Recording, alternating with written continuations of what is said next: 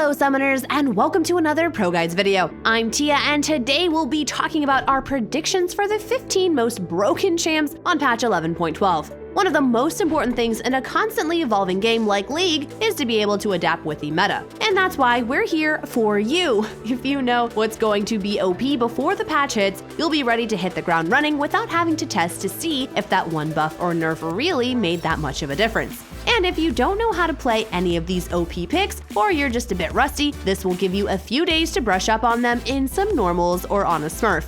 I just want to say this list is not in any particular order though, it's just a list of the champs we think are going to be some of the strongest, most influential picks on this patch. And before we get into things, I'd also like to mention that while it is very important to be in the loop on what the best picks are, it's even more important to have solid fundamentals in general. You can have the best Riven mechanics in the world, but with no wave management or macro sense, you're just gonna be hard stuck and it's gonna be very sad. But thankfully, we've got your back. With a ProGuides sub, you get access to all of our online courses, unlimited chats with our coaches, and if you decide to book a session, you even get a discounted rate. And right now, we're running a pretty nice deal. Just use discount code RANKUP2021 to cut 20% off the price of your sub today. So stop trying to teach yourself the wrong way and head over to the site and get on the fast track to success. Now let's get back to the video, shall we?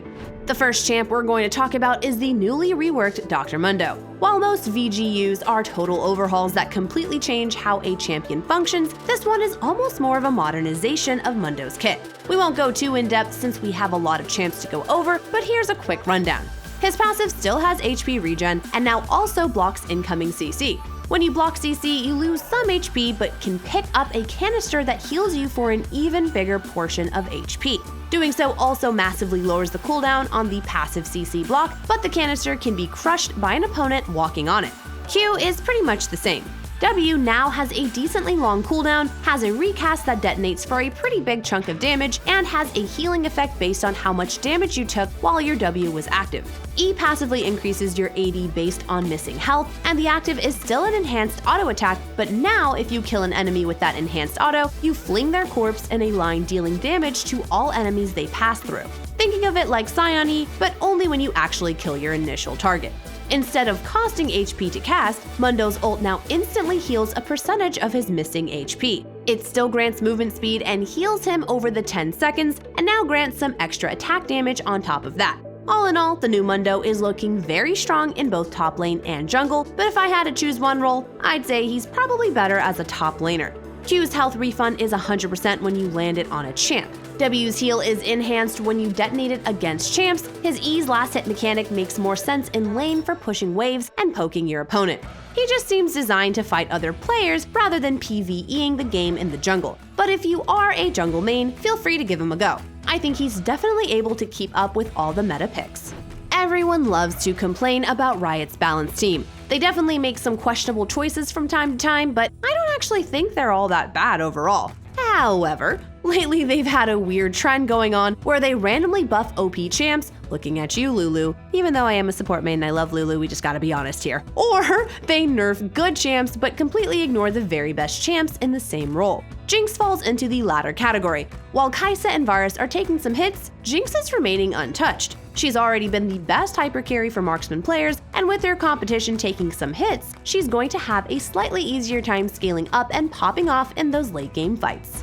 Speaking of weird trends in balance, another thing that seems to pop up from time to time is Riot buffing items for one class and those items ending up totally broken on another class altogether. And that's exactly what happened with the Divine Sunderer buffs last patch. Ezreal is a monster with Divine Sunderer.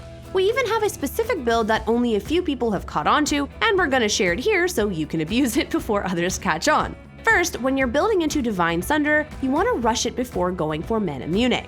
I personally think Divine Sunderer is the strongest one item spike in the game, so any champ that builds it wants to pick it up first. You'll go Lucidity Boots and Manamune like normal after that, but what sets this build apart is that you'll go for a Frozen Heart next. After that, you'll go back to building normal damage items like Serylda's Grudge and Ravenous Hydra.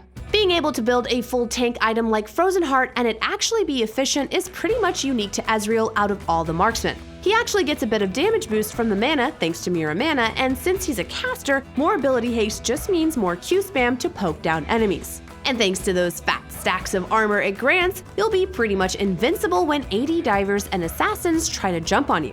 You may do a bit less damage than if you had gone Cyrilda's third instead, but I'd gladly exchange that damage to be able to survive a SHACO or Kha'Zix jumping on me. With all this marksman talk, I feel like I'm obligated to now bring up LULU. I know this is supposed to be a predictions list, but I don't think you need to be like a psychic or even halfway smart to know that LULU is still going to be a ridiculously broken pick.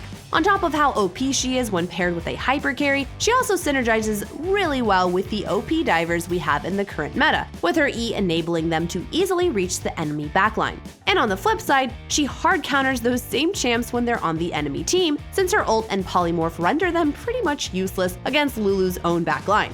And remember, Lulu isn't just OP as a support. In fact, her performance and win rate is even higher in solo lane. Her range, slow, and high DPS allow her to scrap with and even bully the meta top laners. As a mid laner, she can easily survive the melee champs that currently dominate the role, and in later fights, she can completely shut them down when they try to jump onto targets. And this is why Lulu is bae. Zilean is a champ we constantly feature in our 3 champs to main list because he fits so well in literally every meta. Whether it's giving a hyper carry the movement speed to kite away from opponents, or speeding up a bruiser or tank to engage a fight, he's one of the best champs for enabling your teammates to do the carrying for you. And when things go bad, his ult can be a huge game saver. You can sort of think of him as an alternative pick to Lulu. One thing to note is that with Hecarim being buffed on this patch, Zilean is one of, if not the very best pick to go along with him. So whether you main mid or support, if you have a friend that mains jungle and knows how to play Hec, you'll definitely want to duo abuse this combo. When GWEN first came out, she seemed pretty weak on release. But as is often the case, she's just another instance of a champ that was actually just fine, but needed some time for people to learn how to actually use her. Now that people have started to pick up on the right builds and how to actually play her, she's doing pretty well. Just be sure you're not blinding her. She's great when you use her as a counterpick, especially against tanks, but she's super susceptible to being counterpicked herself. While she's not a super popular champ, for those that do have her in their arsenal, Illaoi has always been a really OP counterpick to tanks in the top lane. Their lack of finishing damage means they can basically never kill her through the healing she gets from her tentacle slams, and her core items naturally consist of Divine Sunderer and Black Cleaver. With those items being buffed on 11.11, things got even better, or worse, depending on which end of the matchup you're on. While this patch isn't directly buffing the damage she deals, more mana to work with means being able to fish for more ease to bully your opponent as they huddle under their turret. She still won't be great in certain matchups, such as Fiora who can parry your E, or ranged champs that can bully you from behind their minion wave like Teemo or Vayne. But when you do get a favorable lane, she's an oppressive pick that will leave your lane opponent feeling like they have no possible counterplay. Sometimes a champ moving up in strengths has nothing to do with buffs or nerfs to the champ or even the items they build. Sometimes it changes to other champs that affect them, and that's the case with Riven. She's already been a top tier champ for several patches, ever since the buff she got to her E on patch 11.3. Renekton and Wukong, 2 of her harder lane matchups, are getting some decent nerfs this patch, and she'll be indirectly moving up. If you're confident in your Riven skills, I'd say you can pretty safely blind pick her as long as you ban Malphite. Following Riven, SETT is another champ reaping the rewards of other champs being nerfed. Renekton and Wukong are pretty difficult lanes for SETT, since Wukong can easily dodge out of SETT's W with his decoy, and Renekton can completely break even a maxed out shield with his empowered W. Gnar is another champ who can be a tough cookie in lane due to his constant harass and kiting power. With all 3 of those champs being nerfed, SETT's moving up the totem pole and gives you a blind pickable top laner that can do tons of damage and serve as a super beefy frontliner for your team. Before we get on with the rest of the list, I just wanted to take a minute to talk about the other side of the coin. We always tell you what you should be playing and how to play it, but what about the champs you should steer away from? There's nothing more tilting than seeing your teammates lock in that one champ that you just never win with. And that brings us to today's question of the day. What are the worst 3 champs in the game? Let us know your answers down in the comments below. Now, without further ado, let's get on with the video. I'm assuming Riot is buffing Ziggs because he's not popular in his intended role as a mid laner, but in all honesty, this patch isn't going to change that. He's still gonna be a squishy snack that assassins can kill over and over, but what it will affect is his strength in another role. We've actually recently talked about how we think Ziggs is a sleeper OP pick in the bot lane. His ability to constantly shove waves makes him a great pick when you don't trust your support to play 2v2s right, and once you get items, he starts to poke incredibly hard. The buff he's getting to his Q's damage just further enhances those strengths. Changing projectile speed is always an interesting adjustment, so let's talk a bit about that ult change. Prior to this patch, it was pretty easy to hit close-range Ziggs ults in a team fight, but the slow travel time could make it pretty hard to reliably land it if you were more than a couple of screens away. As a result, many players just use the ult to clear waves, saving themselves the trip to a side lane while they sit mid and clear waves there too. This change will make it easier to land ults in fights that you otherwise can't quite reach. After they hard nerfed Tank Hecarim a few patches ago, Riot gave some interesting buffs to how he scales with AD. We predicted that Hecarim would still be pretty strong as long as you built him to carry. And if you're able to pick up some early kills and snowball your lead, that's definitely the case. But his weaker early game just doesn't allow you to consistently do that when the meta almost entirely consists of super aggro, early game focused junglers. But with many of the early game junglers taking hits last patch, and Hecarim getting a nice boost to his early game by buffing his armor and bonus AD ratio on Q, you should be able to find more consistency with him. On the topic of junglers, Kha'Zix will probably continue to be a god tier pick in the role. His ability to duel just about any champ he gets the jump on makes him great for invading, and once you pick up just 1 or 2 kills early, you can easily snowball with the entire game. While most assassins are prone to being counterpicked by tankier bruisers that can survive their burst and turn on them, Kha''s flexibility allows you to change your playstyle and even your entire build for different situations. In most cases, you'll run Electrocute or Dark Harvest and build Duskblade and other lethality items to deal with squishy comps. But if you think you need more dueling strength against a bruiser or tank-heavy team, you can go Conqueror with Eclipse and Black Cleaver as the core of your build to bring down your opponents in extended fights. Another OP assassin in the jungle is SHACO. For whatever reason, Riot specifically targeted AP SHACO on patch 11.11 by nerfing the AP ratios on his abilities instead of anything that would affect AD SHACO.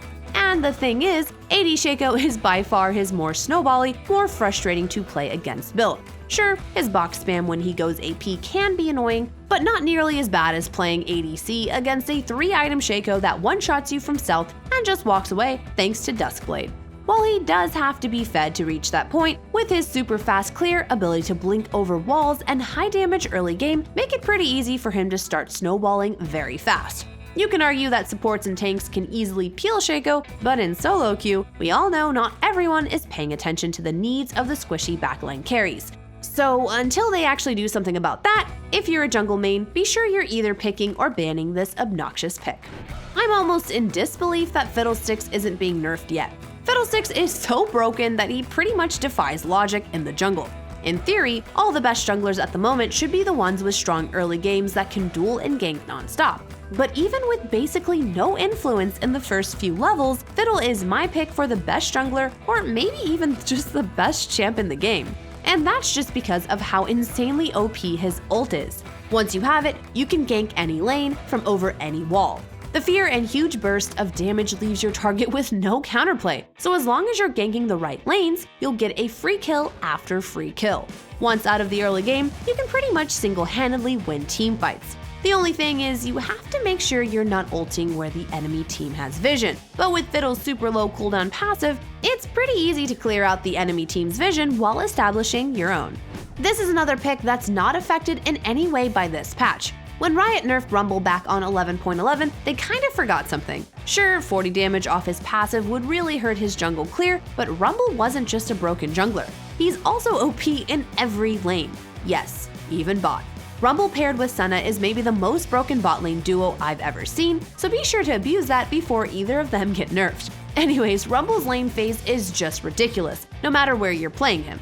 His kit is just way too oppressive to deal with. He has insane presence due to his fast pushing and high damage trades, so you can either bully your opponent or look to roam and help your jungler or the other lanes. Roams to bot are especially OP once you have your ult, which can usually guarantee a kill on any squishy immobile champ. And he's not the type of lane bully to fall off. In fact, Rumble just gets better as the game goes on. Whether you're dueling in a side lane or looking for skirmishes and team fights, Rumble can melt down whatever stands in your way.